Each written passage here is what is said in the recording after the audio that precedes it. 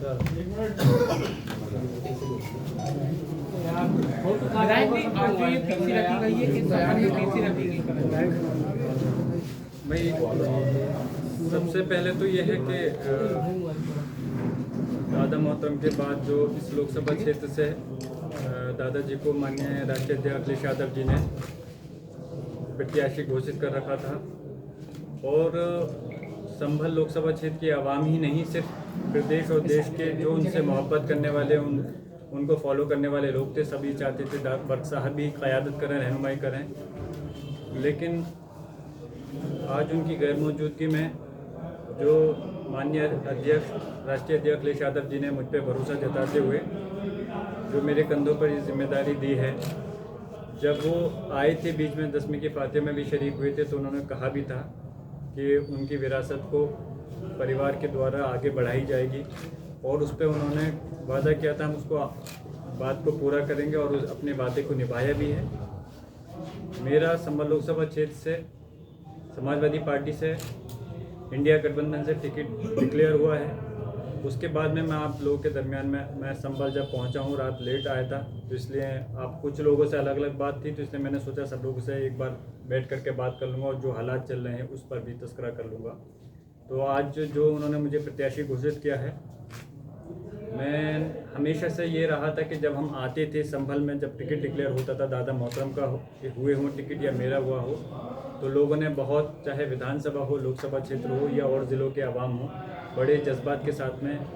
इस्तकबाल किया करते थे। लेकिन इस बार क्योंकि ये टिकट जहाँ हमारे लिए खुशी है वहाँ हमारे लिए दुख की भी घड़ी है बहुत ज़्यादा कि दादा मोहतरम की गैर मौजूदगी के अंदर आज ये टिकट मुझे मिला है और इसलिए हमने उसको खुशी को वैसे नहीं मनाते हुए खामोशी से मैं रात में यहाँ पहुँचा हूँ। और मैं इंशाल्लाह आपके चैनल के माध्यम से सभी जो चाहे रिटिन हमारे जितने भी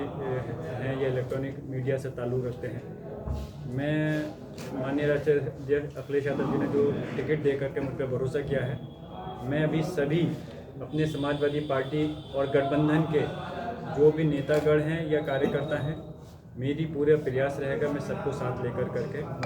और सभी लोगों को साथ लेकर, चाहे कोई किसी धर्म से ताल्लुक़ रखता हो या बिरादरी से ताल्लुक़ रखता हो, मैं अच्छे वोटों उनको साथ लेकर के चुनाव लड़ूँ और एक अच्छे वोटों से तारीखी लिख करके एक अच्छे कामयाबी चुनाव में हासिल करूँ। और इस वक्त समाजवादी पार्टी में कई दावेदार थे टिकट को लेकर के, कहीं ना कहीं उनके समर्थकों को मायूसी हाथ लगी, उन्हें किस तरह से मनाने का काम करेंगे आप? देखिए, ऐसा होता है कि जब भी कोई चुनाव होता है, चुनाव छोटा हो या बड़ा हो, हर चुनाव के अंदर दावेदारी रहती है और हर पार्टी के अंदर, हर दल के अंदर दावेदारी कई लोगों की होती है।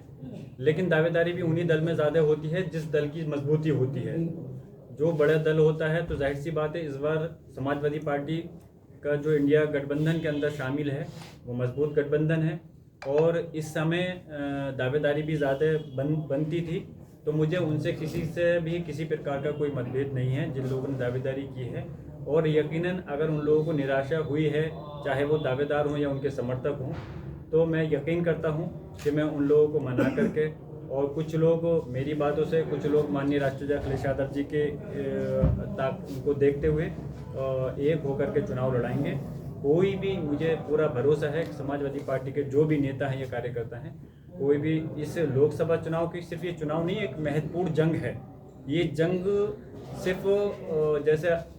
इस टाइम चर्चा चल भी रही है, सिर्फ चुनाव की लेकर के नहीं है, बल्कि जंग है संविधान बचाने के लिए, लोकतंत्र को बचाने के लिए। आने वाले समय में अगर ये चुनाव के अंदर अगर हमने भारतीय जनता पार्टी को शिकस्त दे दी तो तभी हम लोकतंत्र को बचा पाएंगे और इसलिए सब लोगों को मिलकर के चुनाव लड़ना है। मुझे यकीन है, पूरा भरोसा है, सब लोगों को मैं इकट्ठा करके साथ करके इस चुनाव की जंग को जीतने का काम करना है। भाई, अरविंद केजरीवाल को कल ईडी ने गिरफ्तार कर लिया, क्या कहेंगे? भाई, भारतीय जनता पार्टी जो है इस टाइम बहुत मायूस है, निराश है। अब वो लोग कहते हैं कि हम लोग 400 पार करेंगे सीटें, 400 पार का उन्होंने नारा दिया है, लेकिन जैसा कि हमारे पार्टी मुखिया ने उन्होंने कहा है 400 पार नहीं, इनका नारा 400 हार होना चाहिए था। और अगर 400 पार का उनका नारा सही था कि वो कह रहे हैं कि हम 400 जीत लेंगे, तो फिर तो उनको चुनाव लड़ने नहीं चाहिए, आराम से घर पे बैठ करके आराम से सोएं, आराम करें। उन्हें चुनाव लड़ने की क्या ज़रूरत है? वो चुनाव कराने की भी ज़रूरत नहीं है। लेकिन यकीनन जो उनका सर्वे है उसमें भारतीय जनता पार्टी को ये चीज़ पूरी तरह से मुकम्मल यकीन है कि उनकी इस बार शिकस्त जो है वो करारी शिकस्त होने जा रही है। यही वजह है कि वो इस टाइम सीबीआई, ईडी और इनकम टैक्स का जो दुरुपयोग कर रहे हैं। और आप अंदाज़ा लगाइए कि मैं पूछना चाहता हूँ, भारतीय जनता पार्टी का इन 5 साल 10 साल की जो सरकार रही है, कितने लोग गिरफ्तार करें, बीजेपी के लोग डिक्लेयर करें, लेकिन कोई बीजेपी के खिलाफ कोई कार्रवाई नहीं, सिर्फ विपक्ष को टारगेट कर करके। एक तरफ वो कहते हैं कि गठबंधन कमज़ोर है। अगर गठबंधन कमज़ोर है, इंडिया गठबंधन, तो फिर इंडिया गठबंधन के नेताओं के खिलाफ कार्रवाई कर करके क्या संदेश देना चाहते हो आप? ये सीधा सीधा संदेश यही है कि वो उससे घबराए हुए हैं इंडिया गठबंधन से, और सरकार इंडिया गठबंधन की बनने जा रही है। जो ये लोकतंत्र का और संवैधानिक पदों का दुरुपयोग कर रहे हैं संस्थाओं का, चाहे वो सीबीआई, इनकम टैक्स हो या चुनाव आयोग हो, ये सरासर गलत है। हम अपने सारे इस देश के सारे मतदाताओं से, मैं सिर्फ संभल के नहीं बल्कि प्रदेश और देश के सारे मतदाताओं से मैं ये अपील और गुजारिश करना चाहता हूँ, आप लोगों को समझना पड़ेगा कि अगर आप लोग चाहते हो इस देश के अंदर रोजगार मिले, इस देश के अंदर महंगाई कम होनी चाहिए, भ्रष्टाचार खत्म होना चाहिए, और अगर आप लोग चाहते हो कि जो किसान आत्महत्या कर रहे हैं, जो किसानों का हक है एमएसपी वो मिलना चाहिए, आप चाहते हो हमारी माँ बहन की गरीब जो है वो इज्जत सलामत रहे, महफूज रहे, तो ये तभी मुमकिन है जब भारतीय जनता पार्टी इस केंद्र की सरकार से और प्रदेश से हटेगी। और ये तभी होगा आप लोग बगैर इनके किसी बहकावे में आकर के, जैसे कि पिछले 2-3-4 चुनाव के अंदर ये धोखा दे चुके हैं। मैं अपने सभी मतदाताओं से पूरे लोग देश के मैं ये कहूँगा कि एक बार एक होकर के इस भारतीय जनता पार्टी को हटाइए और इस देश को आगे बढ़ाने के लिए इंडिया गठबंधन की सरकार बनाने का काम करिए। इलाहाबाद उच्च न्यायालय ने मदरसा बोर्ड को असंवैधानिक घोषित किया है, तो इस पर क्या कहना आपका? देखिए, जो भी है, मिसाल के तौर पे कोई कोर्ट अगर कोई निर्णय देता है तो यकीनन उस पर हमारा अपनी बात रखने के लिए, उसके ऊपर कोर्ट जाने के लिए, उसमें रिवीजन के लिए या उसके ऊपर कोर्ट जाने का हमारा अधिकार है। मदरसा बोर्ड के लिए अगर उन्होंने वो किया है तो यकीनन हम अभी पहले उसके आदेश की कॉपी को हम उसको पढ़ेंगे, उसके बाद में कानूनी राय लेकर के हम चाहे उसमें रिवीजन डाल सकते हैं या अदरवाइज दूसरे कोर्ट में जाने की ज़रूरत पड़ेगी। तो मैं यकीन करता हूँ कि मेरे जो दानिश्वर लोग हैं वो जाएं, या मैं भी ज़रूरत होगी तो इंशाल्लाह साथ मिलकर के इस लड़ाई को आगे लड़ेंगे। हम खामोश नहीं रहने वाले। जो हमारा हक, चाहे हमारा हक पुलिस प्रशासन से हो या शासन से हो या कोर्ट से हो, हम अपने हक की लड़ाई लड़ने के लिए कभी पीछे नहीं हटने के, उस चीज़ को हम अपना जारी रखें। विधायक जी, एक सवाल ये है कि बर्क साहब का, इकबाल महमूद साहब का हमेशा से 36 का आंकड़ा रहा। बर्क साहब के इंतकाल के बाद इकबाल महमूद साहब आपके निवास पर आए, कहीं ना कहीं एक दोस्ती का भी कदम था, आपके गम में शरीक भी रहे, आपकी तरफ से अब क्या पहल होगी? देखिए, ये हकीकत है कि लेकिन लंबी जंग चली आ रही है एक लंबे समय से। अब भली इत्तेफाक ऐसा है कि पार्टी भी एक है, लेकिन अब वो जब यहाँ पर तशरीफ़ लाए थे तो आपने देखा होगा, आप लोग भी मीडिया के सम्मानित सभी लोग यहाँ पर थे, सब लोगों ने बड़े सम्मान से, यहाँ तक कि मैंने भी अच्छे तरह से उनसे बिहेव किया, और किसी ने भी कोई गलत इस टाइप की बात नहीं होने दी कि जिससे कि उनके सम्मान में कोई वो बात होती। अब उन्होंने एक कदम आगे बढ़ाया है, मैं जो भी हो सकता है मैं देखूंगा उसको कि मैं किस तरह से आगे बढ़ा सकता हूँ। क्या ये वर्चस्व की लड़ाई मानते हैं? राजनीति में तो देखिए, वर्चस्व नहीं, राजनीति में चाहे लड़ाई ये पुरानी चली आ रही है। चुनाव में जो व्यक्तिगत लड़ाई कम होती है,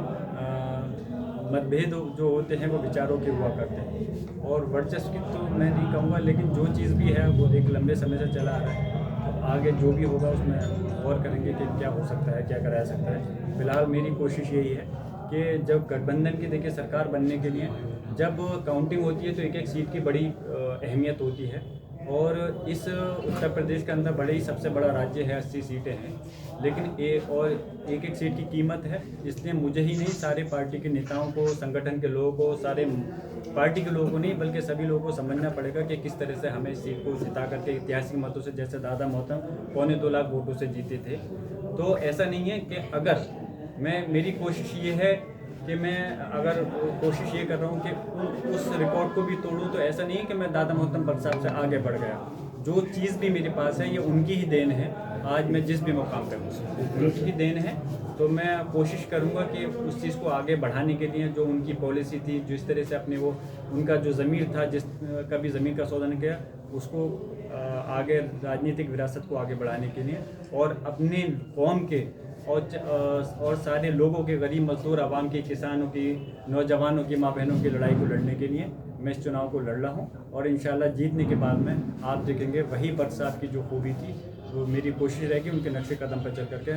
मैं सभी लोगों की आवाज़ को बुलंद करने का काम करूँगा। और ये ख़ास बात थी, मैं आपको बताता चलूँ, जब दादा मोहतरम बर्क साहब चुनाव लड़ते थे, विधानसभा हो या लोकसभा का हो, तो उनको जहाँ मुसलमानों का वोट एक तरफा मिलता था, वहाँ हिंदू समाज के जो सेकुलर वोट थे वो भी उनको काफ़ी अच्छी तादाद में वोट किया करते थे। और मेरी कोशिश रहेगी कि सभी धर्म और समाज के लोगों को साथ लेकर के मैं इस चुनाव के अंदर एक बड़ा इतिहास रचने का काम करूँ, एक अच्छे वोटों से जीत करके माननीय राष्ट्रीय अध्यक्ष अखिलेश यादव जी के हाथों को मजबूत कर सकूँ।